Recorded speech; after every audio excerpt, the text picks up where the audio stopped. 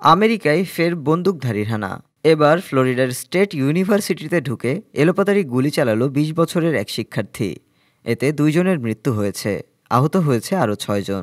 ঘটনার আকস্মিকতায় রীতিমতো চমকে যায় ফ্লোরিডার প্রশাসন। দ্রুত বিশ্ববিদ্যালয় চত্বর এবং সংলগ্ন এলাকায় জারি করা হয় লকডাউন। হামলাকারী ওই ছাত্রকে গুলি করে পুলিশ। তাকে হাসপাতালে ভর্তি করে চিকিৎসা চলছে। প্রেসিডেন্ট ডোনাল্ড ট্রাম্প এই ঘটনায় গভীর উদ্বেগ প্রকাশ করেছেন। পুলিশ জানায় অভিযুক্তের নাম ফিনিক্স ইগনার। ২০ বছরের এই তরুণ ফ্লোরিডা স্টেট ইউনিভার্সিটির ছাত্র এবং লিওন কাউন্টি শেরিফের দপ্তরের একজন ডেপুটির ছেলে। এমনকি সে Leone county sheriff's office ইয়র্থ advisory কাউন্সিলের সদস্য। ইগনার তার মায়ের লাইসেন্সপ্রাপ্ত আগ্নেয়াস্ত্র ব্যবহার করে এই হামলা চালায়। এই ঘটনা আরও একবার আমেরিকার অস্ত্র আইন নিয়ে প্রশ্ন তুলে দিচ্ছে। ২০০৭ সালে ভার্জিনিয়ার টেকে ঘটা ভয়াবহ হত্যাযজ্ঞে ৩২ জন নিহত হয়েছিলেন।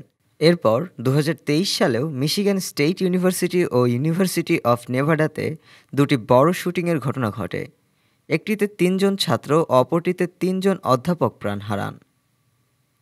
ডেস্ক রিপোর্ট, আজ বার্তা, ঢাকা।